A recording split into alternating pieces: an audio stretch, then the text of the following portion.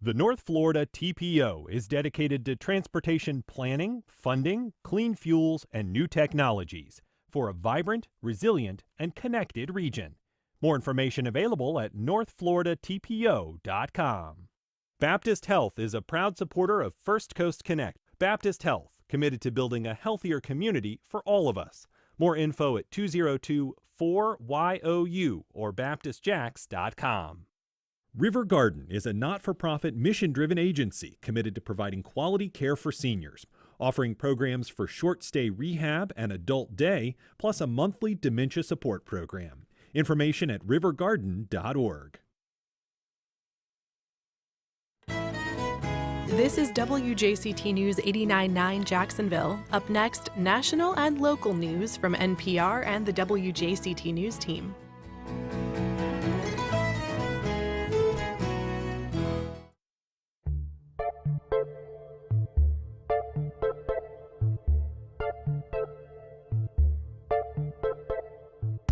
Good morning, I'm Ann Schindler. On today's First Coast Connect, fans, bands, and fried chicken. We talked to the author of a new chronicle of the legendary Jax Beach nightclub, Einstein A Go-Go, ahead of a local music history tour.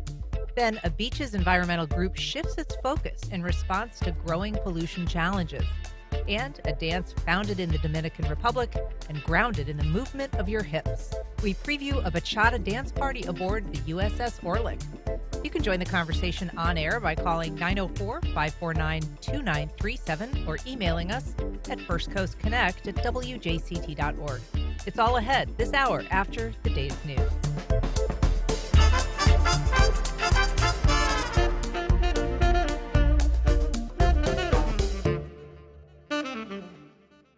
From NPR News in Washington, I'm Corva Coleman. This is day 8 of the federal government shutdown. Many federal workers are being furloughed, and President Trump has suggested some of them won't get back pay. Democrats and union leaders say it's illegal to deny the workers back wages. Some essential workers are still on the job without pay. That includes air traffic controllers. There have been staffing shortages reported at some airports. Nick Daniels, the president of the National Air Traffic Controllers Association, says this group of workers is already severely understaffed and under strain. Air traffic controllers don't start a shutdown.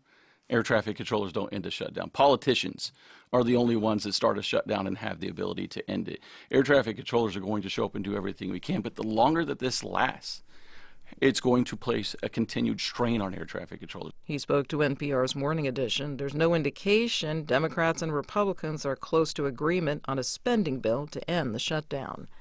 Former FBI Director James Comey will be arraigned in Virginia this morning on 2 federal counts. He's accused of making a false statement to Congress and obstructing a congressional investigation. He maintains he is innocent. Critics say the Justice Department is being used to punish President Trump's political enemies. U.S. Attorney General Pam Bondi testified before the Senate Judiciary Committee yesterday. She defended her agency's work. NPR's Ryan Lucas says Republicans insist the Biden administration targeted Trump. They argue that the department was weaponized under the Biden administration to go after Trump and conservatives more broadly. That includes information made public this week by the panel's top Republican that the FBI back in 2023 analyzed the phone records of more than a half dozen Republican lawmakers as part of the investigation into Trump's efforts to overturn the 2020 election. They say Bondi is ending that weaponization. So despite concerns from legal observers and department veterans about the direction that the department is taking, Bondi has the political support of Republicans and the president to continue what she's doing. NPR's Ryan Lucas reporting. The International Energy Agency has cut its growth forecast for America's renewable energy market. This comes after the Trump administration moved to limit wind and solar projects. NPR's Michael Copley reports the slowdown could come at a time when U.S. demand for electricity is rising. The IEA's latest forecast for renewable energy development in the U.S. is almost 50% lower than last year's. That could create challenges to economic growth. Energy analysts and executives say renewables are crucial to help meet rising U.S. power demand from new data centers and factories. While activity in the U.S. renewables market is expected to slow, the IEA says growth is still strong globally. The agency expects power capacity from renewables to double by 2030, and for renewables to overtake coal as the world's largest source of electricity generation by the middle of next year at the latest. Michael Copley, NPR News. You're listening to NPR. You're listening to WJCT News 89.9 in Jacksonville. Good morning, I'm Stephen Ponson. It is now 9:04. A Fernandina Beach nonprofit that provides a wide variety of services to low-income and uninsured residents in Nassau County is seeing an uptick in people needing help. As the government shutdown drags on, Barnabas Center Communications Director Nicola Barnack says that the need is just going to continue to grow. It already actually happened to us the first 2 months of our year, which started in July.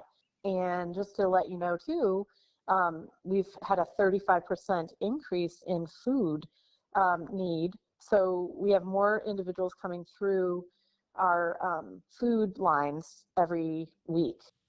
Barnabas Center also reports a 65% increase this year in people seeking help with rent and utilities. To serve more Nassau County residents, the nonprofit is building a new health clinic in Callahan that will be completed next year. Find more information in the story at jaxtoday.org. A House Republican has filed a proposal that would change the name of a road at each of Florida's state-run universities and colleges to honor conservative activist Charlie Kirk. Kirk was murdered last month during an appearance at Utah Valley University. The proposal would designate a road that would be renamed at each of the 12 universities and 28 college campuses in the state, and money would be withheld if schools don't go along with the changes. The legislative session begins in January. Low rain chances today here in northeast Florida. Highs reach the upper 80s for inland areas, lower 80s along the coast. Support for NPR comes from NPR stations. Other contributors include Eric and Wendy Schmidt through the Schmidt Family Foundation, working toward a healthy, resilient, secure world for all. On the web at theschmidt.org. This is NPR.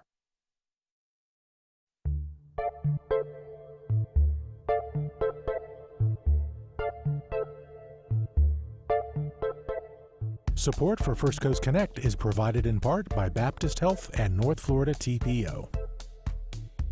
Good morning, I'm Ann Schindler, and this is First Coast Connect. Today, 8 stages and 30 performers hit 5 points this weekend. We go behind the numbers with the organizers of Riverside Avondale Preservation's 2nd annual music tour. Later in the program, a local environmental group expands to meet the growing challenge. But first, the history of music in Jacksonville is deep and as varied as the artists, from the Allman Brothers to the Quad City DJs. And for the 2nd year, a local music event aims to both explore and build on that legacy. Here to tell us about RAP's 2nd annual music tour is Shannon Blankinship, Executive Director of Riverside Avondale Preservation. Good morning, Shannon. Hi, Ann. Thanks for having me. Nice to have you back. We're also joined by artist-photographer Max Michaels, who's also founder and publisher of Movement Magazine. Good morning, Max. Good morning. How are you? Great. And via video, we're joined by John Glass, author of Occupancy 250, Fans, Bands, and Fried Chicken, the stories of Einstein A Go-Go. Good morning, John. Good morning. Great to be here. It's great to have you. And, congratulations on the book. I know it's been very well received here in town. What made you want to record this club's history? You're a former customer yourself, so I'm just curious, what made you want to compile this really extensive memoir collection of all stories and photos? Well, I am among the many who have wanted this book to happen, and was lucky enough to be a part of the group that actually did put it together. But even dating back to the final days of the club in 1997, there's been a desire amongst the fans, the people who passed through the club doors, to put together some kind of collection. And it wasn't until the pandemic, when we all seemed to find ourselves looking for something more to do, that a group of us started to come together and collect these stories, started digging through our boxes in our closets and basements to figure out what mementos we might have from there. And fortunately, we were the group of us that ended up producing this, Allison Durham, Dee Edenfield Marling, and Jennifer Curry Compton. We all, had ways to pull this together. And while it took a couple of years, we really feel like we brought the best of the stories and the memories and many of the photos and mementos from that era, all together in this one book. And how difficult was it acquiring all of this history and ephemera? I mean, a big part of this story is history and also the time that it took that the club operated. A lot of what it did, how it influenced people, is rooted in history, and I think we'll talk a little bit more about that. But just in terms of accumulating the ticket stubs, the flyers, the calendars, the pictures, how did you go about gathering all that information? So that definitely is, or was one of the challenges when we brought this ourselves together and trying to figure out, what do we have or what might we be able to get our hands onto. So it came together. The collection came together in a couple different ways. One, we have a Facebook group that is fairly active. There's nearly 4,000 people who are part of the Einstein A Go-Go group. And so we were able to certainly put calls out there for people to, share what they have saved from the days. So that was definitely helpful. We had people, scanning in ticket stubs or sharing the actual physical photo that they had snapped during those days. Thinking about that era, 1985 to 1997. That predates most of the internet, maybe a couple of years there at the end, but very much predates even, the popularity of cell phones. So all the photos that appear in the book are actual film cameras. So Allison Durham, one of the co-authors, she was a active photographer during the day and capturing a lot of the images, the bands there. But we also found a couple other area photographers who seem to have collections or at least really strong images that we could tap into. So one from Orlando, Jim Leatherman, and then another from St. Augustine, James Quine. So between at least having the photos and the visuals there, that was great. Then getting our hands on any of the mementos from that era was the other part. We knew we could get the stories from people. They're very much willing to share. We put out a call about a particular show. What do you remember? That's great. We could get interviews with bands who played there, and able to interview the daughters, Tammy and Terry, as well, from their recollection of managing or running this amazing place. Yeah, and for those who are watching our live stream, we're seeing some images from inside the club. We just saw a picture of Faith No More and then In Living Color. And it's worth mentioning, Max, just the bands that played there. I mean, there's sort of a joke in the book about the fact that everybody's got this T-shirt, the T-shirt with the list of bands that Right. that played there. But I just have to go through some of them because it is an astonishing, and this is not exhaustive, but Sonic Youth, Royal Crescent Mob, Yo La Tengo, Nirvana, Jane's Addiction. We already mentioned Living Color, Ween, Firehose, the Red Hot Chili Peppers, Flaming Lips, Faith No More, Modern English, Mudhoney, the Violent Femmes, Fishbone, King Missile, Jonathan Richman, Camper Van Beethoven, the Meat Puppets. I mean, just an unbelievable array. Goes on and on. Yeah. How much of a part of the musical heart and soul of Jacksonville is Einstein A Go-Go? I mean, for me, it was at the inception of it for the alternative scene, because that's where I grew up. I started going when I was 15 years old, and seeing these bands was transformative. It led me to where I ended up, getting way more into the music and being able to find more music, because also the Faircloths had the Theory Shop record store, so we could not only go and hear the music, but buy the music right there.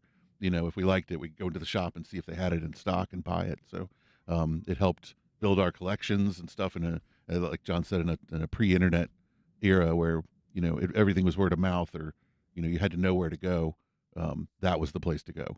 And Movement Magazine emerged out of that kind of milieu, right? And also served that purpose. I think it is hard for people to recall this pre-internet era where if you wanted to hear about a band, you couldn't search it up. You couldn't find it on the internet. You would literally have to hear it in a record store, see the band. This was, there were some college radio stations, but in this area, at least, they did not, the few that there were had pretty lackluster signals. So Right. It wasn't like you were able to hear these bands on college radio as you were in some larger cities. Oh yeah, absolutely. And that's what got me started into doing the magazine. I was going to Douglas Anderson. I was into photography. I love taking pictures. I love taking pictures of bands. It was very exciting to go to shows and try to capture that moment. And that sort of led me into wanting to have a place to put these photos, and I'd already played around with doing comic books and publishing and stuff at a very young age, with Xerox copiers and stuff, and so that I sort of formulated that into Movement Magazine with having a place to put these photos and to put stories along with them, so that people would be able to find them and then put those in all of the shops, the clothing stores, the record stores, the cafes, all the live music venues, all the places that used to be on every street corner when pre-internet again. Yeah. Record stores. If you're just joining us, we are talking about the music history of the First Coast ahead of RAP's second annual music tour. If you have comments or memories of the Jacksonville music scene, we want to hear from you. Give us a call at 904-549-2937. You can also email firstcoastconnect@wjct.org or reach out on social media. We've got a call from Charles on the west side. Good morning, Charles. Go ahead. Good morning, everybody. I'm 68 years old, but back in 1990, an Army buddy called me, and he, from Chicago, and he said, "Hey, our band's playing at your beach this weekend. Why don't you meet us there at this place called Einstein A Go-Go?" And the band was called My Life with the Thrill Kill Cult. And I got to hang out upstairs with the band before the show, and it was a great, wonderful evening. And I was in my 30s then, and I was truly the oldest man in the club.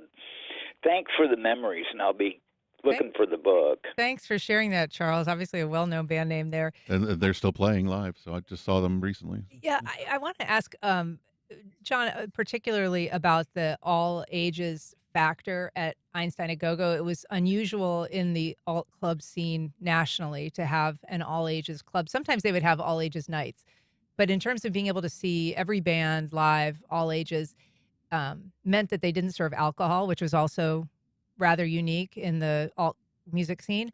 How did that impact in terms of the really younger people that were seeing these bands and going to the club?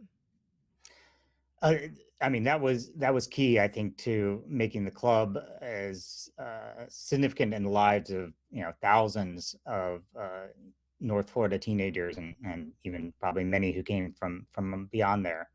I mean, being all ages, serving no alcohol, that essentially opened the door to anyone, of course, just for that rule alone. But because of that, it allowed a lot younger people to come in, whether that's to see a band or come for dance night or just come with their friends.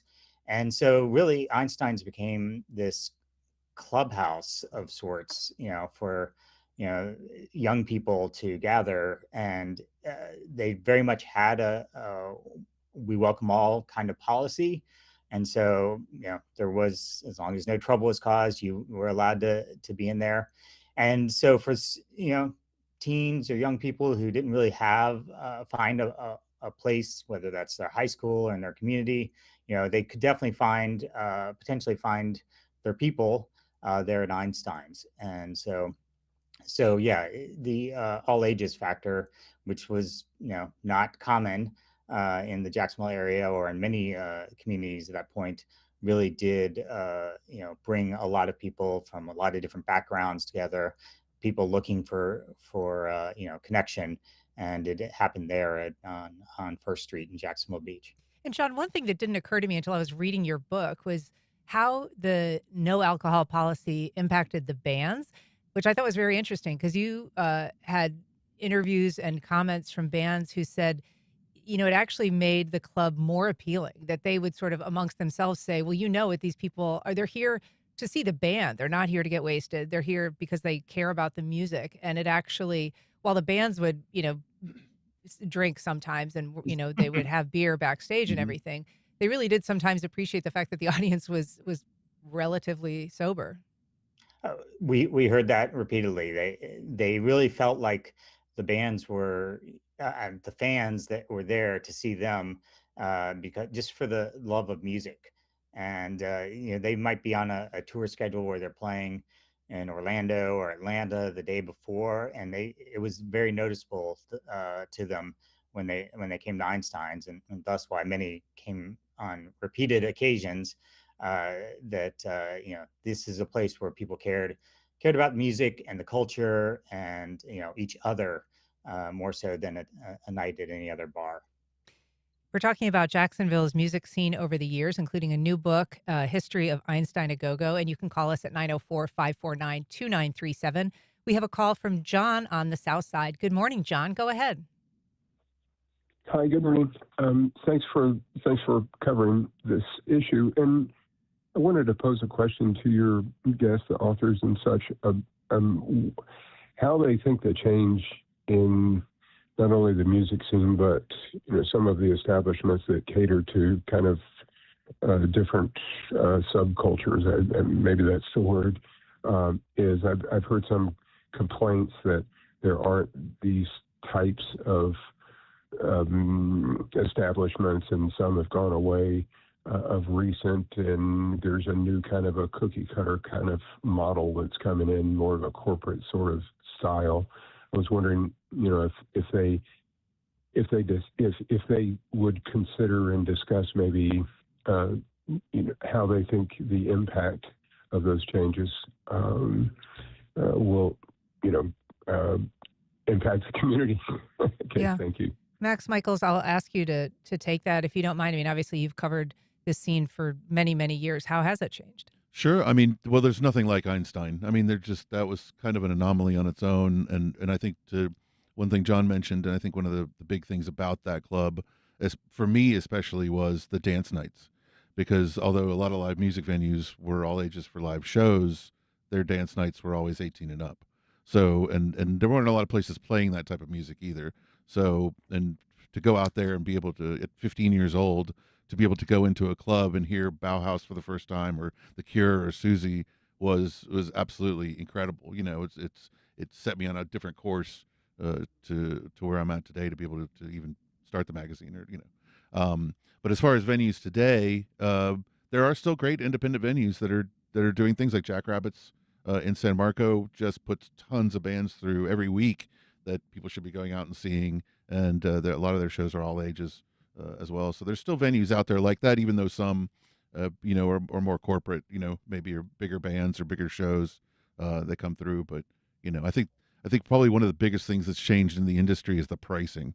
That's the big thing, because it's so expensive to get into shows nowadays. Dancing itself has sort of gone by the wayside. I mean, there's places that have sort of like line dancing, but in terms of just free form dancing, there's just not as many. People don't do it as much as they used to. See, you would think that, but we do. I've been doing goth nights since '94 in Jacksonville. Okay. And we still do goth nights. And my partner, Johanna Maresco, does Resurgence at Albatross on the fourth Saturday of the month. And we do a Sanctuary Goth Night on the second Sunday of the month at Myth downtown. And we're on a Sunday, and we get a couple hundred people through to come, and they dress up like the kids look like they're on the cover of the old propaganda magazine from the 80s. I mean, they are really into the scene, and they dress the part, and they love it, and they come out and dance all night long. So there is some pockets of that still happening. Sure. And as my producer is noting, the silent discos are very, popular, emergent, a sort of different experience, right? Yeah, but absolutely. Yeah. Those are great because you can kind of do them anywhere. I want to take a call from Denise in Arlington. Good morning, Denise. Go ahead. Hi, this is Denise. So excited to be going to the 40th reunion of Einstein. I have very fond memories my entire childhood of going to Einstein, particularly for dance nights, although I went to a lot of shows too. And one of my favorite is dancing. There was a dance contest, which I don't think I ever would have entered in my entire life, but I did, and I won. Being DJs, I believe I won the Toddy Brothers. Congrats. That was super fun. That's great. We also have a call from Eric on the South Side. Good morning, Eric. Go ahead. Good morning. Taking me back some decades. I'm 77 years old, so there may be a few people out there, a few listeners that will remember this. The old Coliseum downtown. James Brown was a frequent performer. Rod Stewart, Sister Sledge, Chic. And there was Abe Levert's Record Bar. He was a big-time advertiser on radio, if anybody remembers that. You had to go downtown to look at your records, as you said earlier, Ann. And then there was the Southside Women's Club. Swinging Medallions were often there, Mouse and the Boys, the Illusions, and there was the Beaches Coliseum, Sham, the Pharaohs, Eric Burden, quite a few others. It was wonderful. You could get in for $2-3. It was before the gun culture, so you felt safe, and it was a wonderful time here in Jacksonville. Thanks for listening. Thanks so much for sharing your memory. I appreciate it. We also have a call from Omar in Riverside. Good morning, Omar. Go ahead. Hey, good morning, guys. Hey, Max. Hey. Well, I heard the few times now I've heard that there are or there are less venues, and that may be true. However, it is not less safe. I really wish that we would stop this rhetoric of a different type of people being maybe in 5 Points or being maybe at venues. That, I came from that era. I was at Einstein's. I was at Rock and Roll Pizza. I've been at, Rain Dogs was our last kind of big one. But you still have places like the Walrus. You still have, there are so many people. You mentioned Jackrabbits. You have Tim. You have Lisa. You have Christina Wagner. Like all these people that have cultivated a space for everybody. So I do want to, make sure that everybody in Jacksonville knows that, yes, there are places that I will say for a little weird black kid, it wasn't always great. You didn't feel welcome. So, I hate that we still, I don't know, because I 5 Points is a thing now, and everybody thinks it's has turned, and that it's not for us anymore, but it is. And I think if it's for us, it's also for them. So the independent scene is still alive and well, and God knows I've been on it for a long time, and I'm happy that I was very surprised to brush my teeth and hear Max Michaels on First Coast Connect on my Alexa this morning. I said, oh, that's Einstein A Go-Go. I'm going to the reunion. So just thank you for having this, but also please, guys, come out, support local bands. The Walrus, I will say, has taken up for a lot of the slack that we've lost from some of these places. So don't get discouraged by going wherever you don't think you don't belong, because you belong everywhere. I love you guys. Have a good day. Omar, thanks so much. And we should say the 40th anniversary that's been mentioned a couple of times is celebrating Einstein A Go-Go. It's Friday, October 10th and Saturday, October 11th at the Albatross, and then Sunday, October 12th at Sanctuary's Goth Night Halloween tribute. But Shannon Blankinship, I want to bring you into the conversation here because Riverside Avondale Preservation, is not at the beach, and it is celebrating not just Einstein A Go-Go and the history of this club, but all music history in Jacksonville. This is the second year that RAP has done this. So first of all, who are you telling the story of, Jacksonville's musical history to? Who is this for? Thank you, Anne. So Riverside Avondale Preservation was formed in 1974, a time that I think a lot of the creatives, a lot of the folks that would end up becoming, the people that we think of as the musical geniuses of Jacksonville were living in our neighborhood and creating music.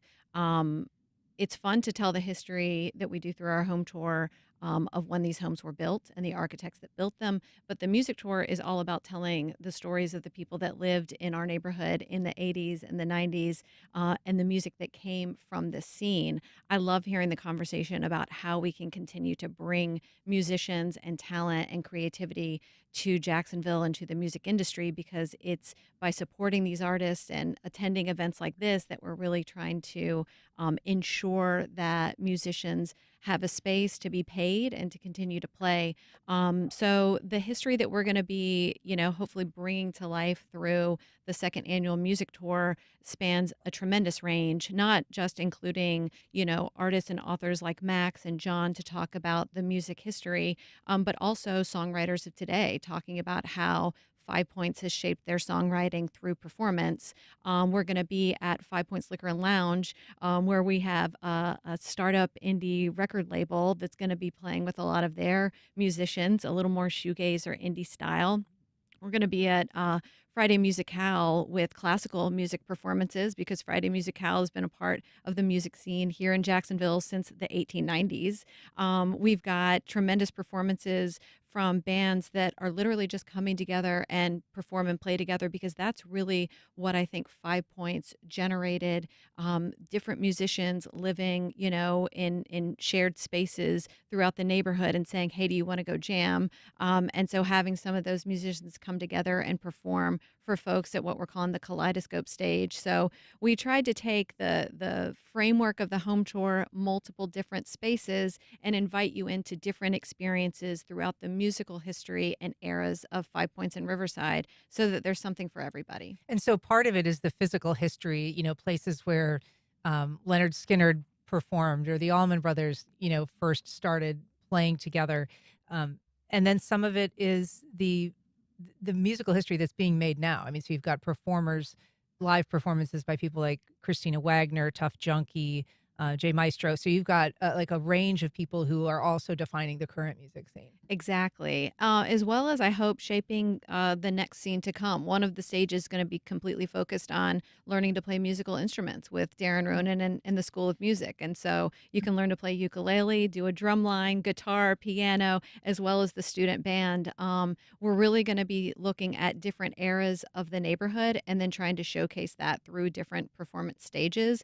At the Riverside Arts Market, actually, we're going to be speaking directly to the history of Five Points as a safe space for the LGBTQ community. And so we'll have performances all day at that stage as well. So really thinking about, the decades and eras of Five Points, the way that music came together and intersected there. And for that reason, the main stage, which is at Riverside Park, is going to be totally crazy with a brass band, with an R&B show, and then finishing off with country rock performance. So literally something for everybody. And if you hate all of that, you can come and do the silent disco with hush hush headphones and just switch to the channel that you prefer with, again, a focus on live local music. Yeah. And so this is the 11th. It's Saturday. It runs from 2 to 7 p.m. And basically tickets they're general admission, but you can get a priority pass that comes with a T-shirt. Yeah, we're going to give you some merch, okay? And so, again, to support local music and continue supporting, musicians and creatives, get some tickets and then get some merch and come out and show up and support. And, folks like Max that are going to be talking about the eras of 5 Points that were so fundamental to him and his movement. We've got so many great people like that throughout the day that I think will be hopefully, discussing what's important in musical history in Jacksonville.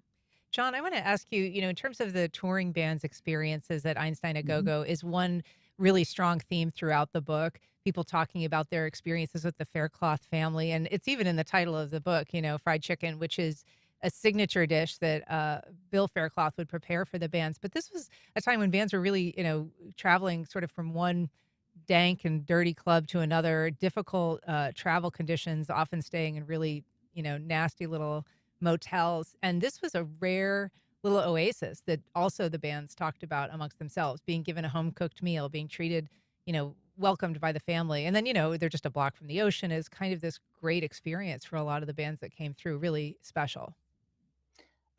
Very much so. And I mean, the welcoming all ages philosophy that kept the club open 5 or 6 nights a week for dancing when there wasn't live music, was the same when there was bands coming to town. So many acts we talked to, were called almost first thing, the fried chicken, Bill's specialty dish there. And knowing that, if they showed up in the afternoon for sound check, that they would get an awesome meal prepared for them.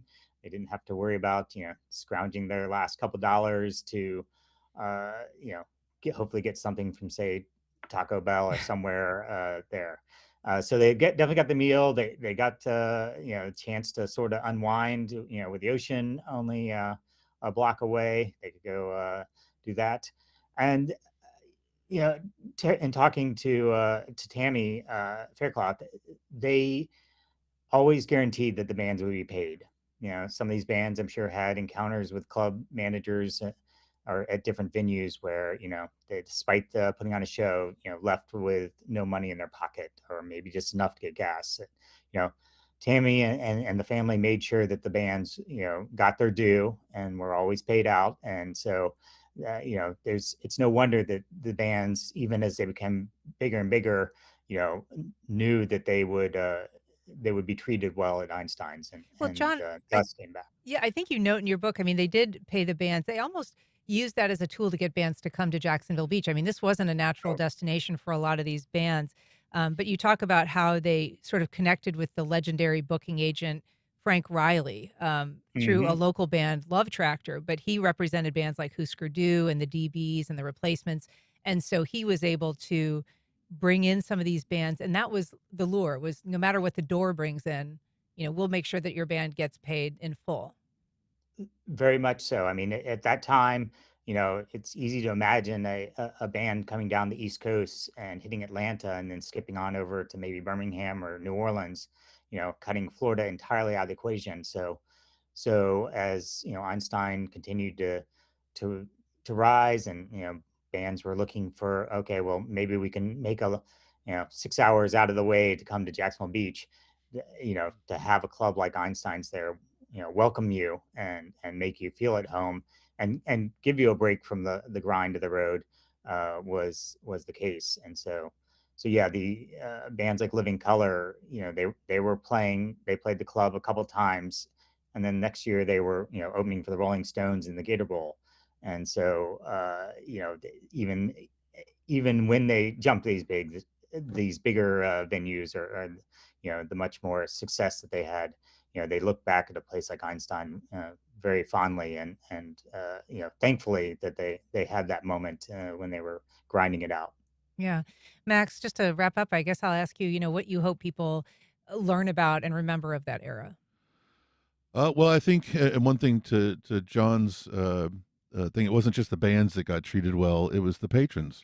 Me going out there as a 15-year-old and being treated with respect and welcoming, by the Fair Cloths was a whole different experience. It wasn't just paying a cover and walking into a venue. It was contributing to a scene and walking into a family, and that's what it was like. They treated you well, unless you screwed up, and then they, but and I always loved that. I always felt like, it felt like a home. It felt like a place that we could go and be safe and have a great time, and enjoy ourselves with a kind of reckless abandon that you don't often get these days. Yeah. And that's what I think. I wish there was more of that out there today, and I hope that happens this weekend at the shows. Yeah. I love in the book, there's a couple of people who sort of apologize for, sneaking in to the club, and apologizing to the Fair Cloths, sort of after the fact. Well, thank you so much for joining us. Max Magazine, he's the founder and publisher of Movement Magazine. Shannon Blankinship, executive director of Riverside Avondale Preservation, and John Glass, author of Occupancy 250, Fans, Bands, and Fried Chicken, The Stories of Einstein A Go-Go. Thank you all so much for being here today. I really appreciate it. Thank you. It's a pleasure. All right. Up next, a local environmental group shifts its focus in response to growing pollution challenges.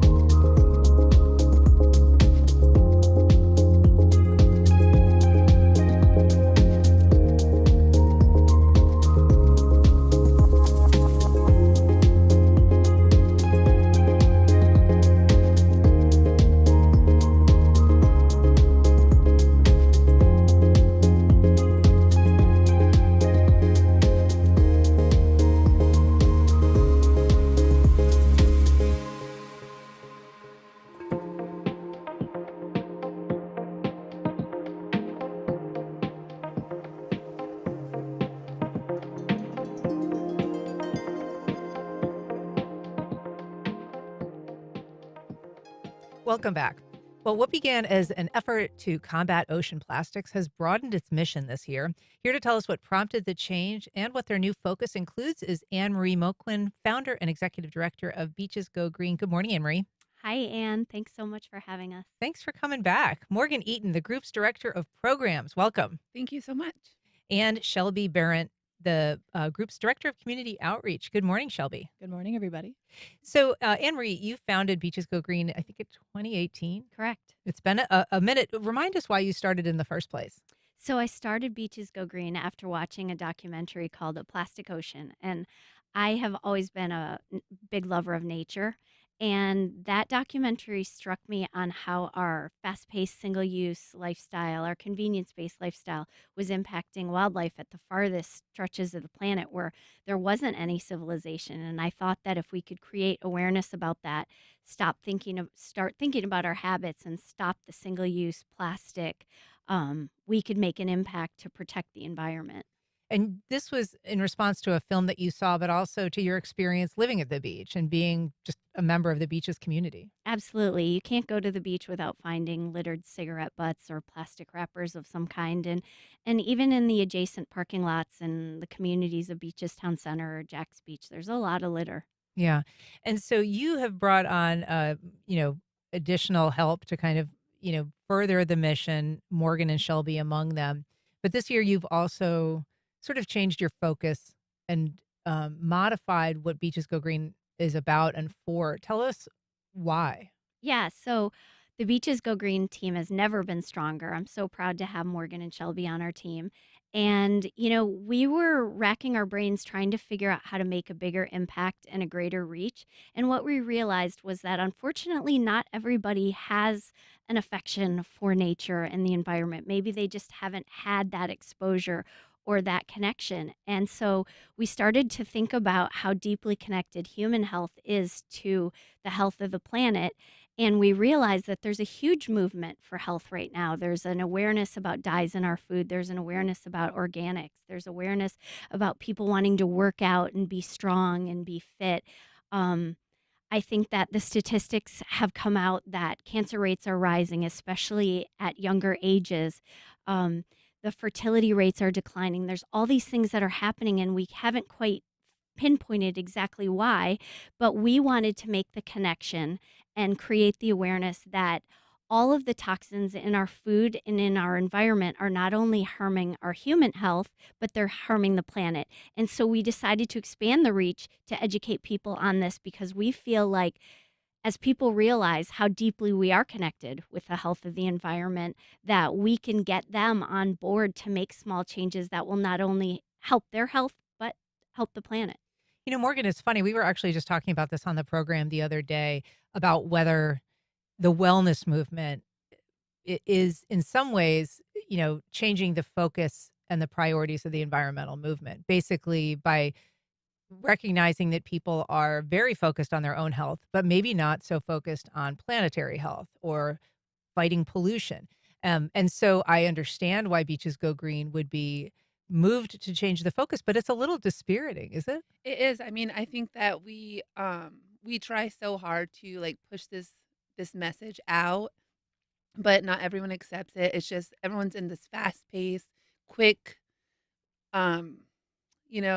everything just has to come quick and easy. So if it's not presented on a silver platter, a lot of people just tend not to care. Yeah. And so the impacts, though, as Anne Marie says, are very real when you're talking about things like plastics pollution, whether it's them breaking down in the environment or being manufactured. Something simple as a plastic water bottle. Not only those toxic plastics leak into the water and into your system, but that bottle is literally trash. Right. And so, Shelby, I know that the bottles, and there's a couple on the table here, have been a big focus of Beaches Go Green because the idea is to supplant plastic water bottles, but also to change the way people think about, the risks that are inherent in plastic water bottles. And so some of that has come to, outreach with students. Can you tell us a little bit about that? Yeah, so we have a reusable bottles for sports programs within our schools. So the message with that is we want to teach the students to teach their teams about the single-use plastic epidemic that's going on, and then also about the chemicals that are in the plastic that impact the athlete's health. Yeah. And so encouraging them to drink from a non-plastic water bottle is one thing, but you've actually worked to incorporate them as, I think you call it, kind of part of their uniform, right? So that when they're on the field, they will be carrying their the appropriate water bottle Right, and yeah. not just a plastic one? Yeah, so that they can rep BGG and then also rep their school team and kind of spread the movement that way. Yeah.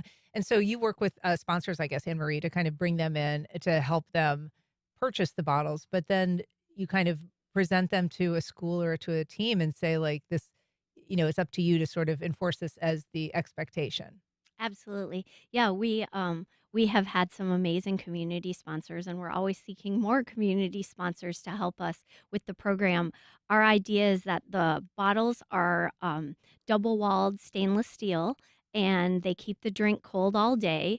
They eliminate not just the environmental impact of the single-use plastic, which persists in the environment virtually forever, but also the chemicals that leach out of the plastic bottle into our drinks and into our food that impact fertility. They can impact brain development, gut health, many, many different systems in our bodies. So, Yeah. And so I may just ask you the same question that I asked Morgan, which is in broadening this mission and sort of doing so because we understand that people are more focused on their own personal health than they are on planetary health or environmental health or the well-being of the, kind of nature around them. How do you, as an advocate for the environment, absorb that and kind of deal with that? yeah, I think what we've realized is we need to meet people where they are. And although we would love to see huge, sweeping, rapid changes, we need to understand that people are in their own world, in their own mindset. And if we can suggest small changes that will improve their personal health, but also have a long-term impact on the planet, then that's where we're going to go. And whether they come to us or they make these changes for one reason or the other, I think that the general benefit is to everything, right? It's to the planet as well as our health. Yeah. So Morgan, what are some of the changes and how do you communicate those to people, to adopt them, even if it's piecemeal? We've made some insanely great content that we put all over our social media. We've been making AI videos for the students to share not only within their clubs but their communities as well. We've just been trying to make it starts from as simple as using as an app to scan like your beauty products. So you can go in your house, you take this little app, you scan everything you use in the shower, it gives you a rating based upon what's in that product. And Oh, then wow. you can make a decision for yourself is if it scores high on, fragrance. What are those fragrance consequences in your body and the planet? So it's just simple things like that. We every time we post something, we show the planetary health, the human health aspect, and then we offer simple swaps. Yeah. Shelby, do you find that your peers are willing to make those lifestyle changes? And are they bigger or smaller than people expect when it comes to trying to either shop healthier or buy better products? I think starting small is always the way to go because you can't change everything overnight. But I think people are pretty receptive to it, just realizing that it's just small changes that you can make, like in the products that you buy, the clothing that you buy, the food, the drinks that you intake. So yeah, just making small changes. And I think people are more receptive to that rather than trying to overhaul everything overnight. Is Beaches Go Green involved in any sort of legislative pushes, any efforts to sway the laws, Anne Marie? So we always support our community partners like Oceana and First Coast Surfrider when they are doing those efforts. We don't per se go and legislate or petition at the state level, but I think that creating awareness and the groundswell of the everyday person is going to help push that. And we always encourage people to go vote with their values and Yeah. what's important to them. So I know you've got an event on the 22nd of October. It's a fall festival, kind of a trunk or treat event at the Seahorse Oceanfront Inn, but you've got a cleanup planned as well?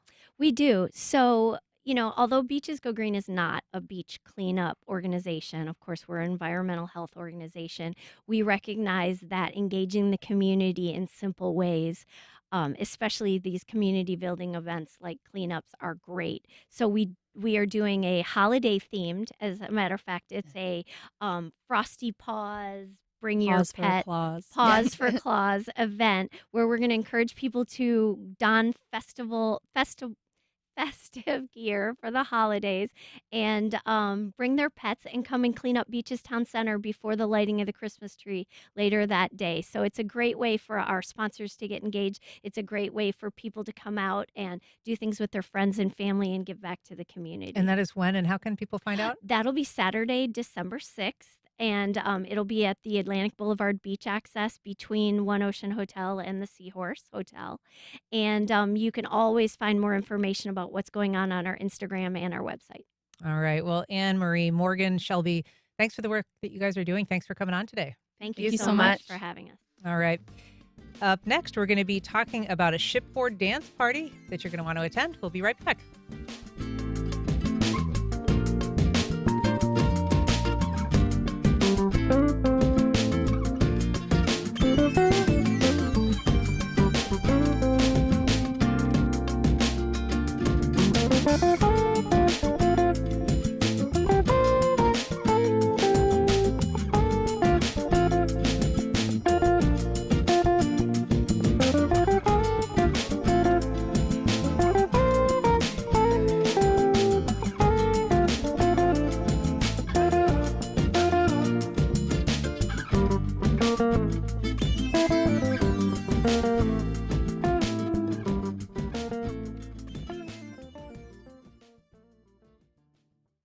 Across presents Convergence, October 22nd and 23rd at the Hyatt Riverfront in Jacksonville. Leaders will discuss infrastructure, climate, and insurability. Features a conversation with Mayor Deegan. Registration at 10across.org/events. That's 10across.org/events. Blue Star Families, supporting military families through connection, community, and local engagement. Constant moves and deployments are part of military life. A little community can go a long way. Learn more at bluestarfam.org/radio. On the next Fresh Air, Grammy Award-winning singer and musician Leve sings and plays some songs for us. Her music is a hybrid of pop, jazz, and classical music. She had rigorous classical training in Iceland, where she's from. Her mother, who's Chinese, plays in the Iceland Symphony Orchestra. Leve has a new album. Join us. Today at noon on WJCT News 89.9.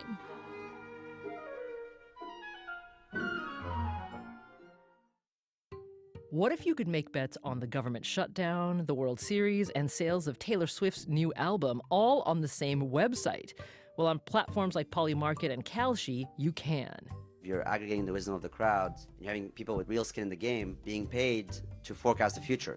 The explosive growth of prediction markets and how life changes when everything's a gamble. That's on the next On Point. Today at 11, here on WJCT News 89.9. The government shutdown is threatening a nutrition program for mothers and infants. Nearly 41% of all babies born in the U.S. participate in WIC, which offers vouchers for healthy foods and breastfeeding support. Officials say it might run out of money as early as next week, leaving states to decide whether to fund the program. The scramble to feed the country's most vulnerable. That's next time on 1A. Today, starting at 10 on WJCT News 89.9.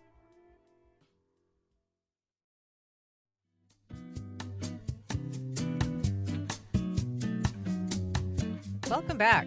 A shipboard dance party showcases a dance that's grounded in the Dominican Republic, but founded in the movement of your hips. Here to tell us about it and the Bachata Dreams Salsa Nights event, we're joined by Yaya Cardona, Hispanic Outreach Coordinator for the City of Jacksonville. Yaya, welcome back. Buenos dias. It's great to see you. I'm excited to be here with you. It's been a long time. It has been. It's lovely to see you. We're also joined by Nadia Seastock. She's Events and Volunteer Coordinator for the USS Orlick. Good morning, Nadia. Good morning, everyone. Thank you for having us out today. Yeah, thanks for being here. So, Yaya, you've hosted a number of salsa dance events. How is bachata different? Bachata is different because I say it's like our country version of music. Is a little bit slower. It's a lot easier to dance to because basically it's like 1, 2, 3 to the left and then a little like hop, and then 1, 2, 3 to the right and a little hop, and that's basically the dance moves for bachata. And salsa is more complicated. Salsa is a little bit more complicated. So I wanted to do a combination of both because people are always there's a lot of dancers here in Jacksonville. And so I wanted to create an event where they could really come out and showcase their dance moves. It sounds like bachata has sort of like a more kind of emotional aspect to it, or Yes. kind of maybe romantic. It's romantic. It could be very sexual too. It kind of reminds me of the Macarena, remember back in the day? But it is very romantic. The music, typically the lyrics are like very dramatic, like it's some kind of sad, sobby romance gone wrong, or like I just found the love of my life. So bachata music is very emotional, and even dancing, like I said. And there's different style of bachata. There's the slower version and the bachata that's a little bit faster as well. I'll be honest, the videos that I was looking at, it was like if you're looking at introductory how-to videos, it looks like one thing. And then if you're watching somebody that actually knows what they're doing, It's it looks like a different. totally different dance. Yeah, because once you know the basic steps, you could you could dance it different versions. So yes, you get the basic down. So as long as you're doing the 1, 2, 3 tap, 1, 2, 3 tap with bachata, once you know the basics, you're gonna notice that people dance it differently. So because they, make their own version. But yeah, it is one of those dances that once you know the basic steps, you could make it your own way. So why stage this at the Orlick? I mean, kind of, Yes. I'm going to ask Nadia to remind us a little bit about what the Yeah. setting is of the Orlick. You know, for people who haven't been there, it is a historic ship. It's at the edge of Bay Street on the river. Correct. Yes. So we are the Jax Naval Museum. The ship itself, you're more than welcome to walk around the outer decks. Uh, feel free to take as many pictures as you would like, but the actual dancing will be on the newly renovated pier side. The pier side is a large, almost 400 plus feet. It is probably the only spot downtown that you can actually say you are out on the river, but not on a vessel itself. So shoes are very important. Please keep in mind skinny high heels may not be the best thing to dance in for this particular night, but plenty of room to dance away the night, see the sunset, which are spectacular to look And the over. dolphins. Oh my goodness, our river dolphins are always coming up and saying hello. So what kinds of events are you hosting there? I mean, you do tours, right? In part. We do. We have tours during the daytime, Wednesday through Sunday. You're more than welcome to visit our website for all of the upcoming events, but we have a spectacular Monday 250th Navy anniversary birthday party celebration, 10 to 6. You can also check that out on our website, social media, and 904 Ticks. We'll also be supporting a breast cancer poker run that is to support a JSO officer. And then, of course, we're so excited to have our first Latin fun bachata night. It's super exciting. We'll have a cash bar, food truck, and again, learning the history of the ship, which is the most important to offer everyone here in Jacksonville. It's a big, big military town. We love to bring out our veterans, our active duty, and of course, anyone and everyone that wants to support us.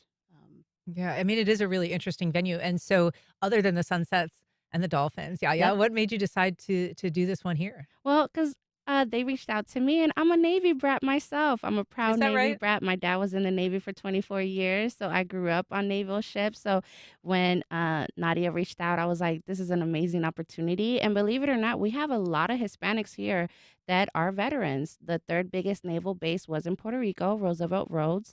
And when it shut down in 2004, 2005, that's when we got a boom of Puerto Ricans here in Jacksonville. That's the reason why I moved here. My dad, we were stationed in Roosevelt Roads, and we got stationed here. So we have a lot of Hispanic veterans here. And so I want to also, to do something to honor them and support them and honor my dad. And it's beautiful. I love the naval ship. And I just want to clarify, you do not need to be military to come to this event, because I think a lot of people will be confused that it's on a naval ship, so you have to have an ID. No, this is a free event. Not a free event. It's a ticketed event, but it is for everybody, Wide including open. civilians. All right. Well, it's Friday, October 17th from 5:30 to 10.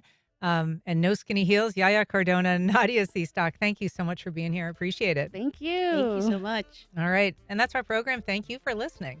If you have comments or questions, you can send either to First Coast Connect at WJCT.org.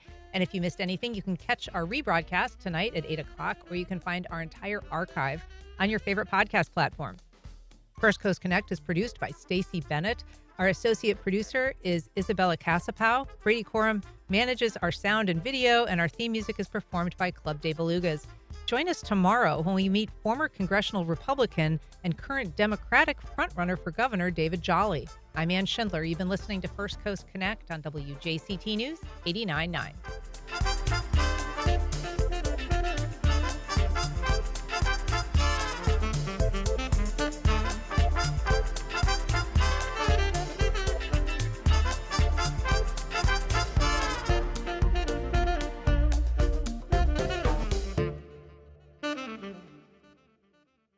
Support for First Coast Connect is provided by Baptist Health and the North Florida TPO.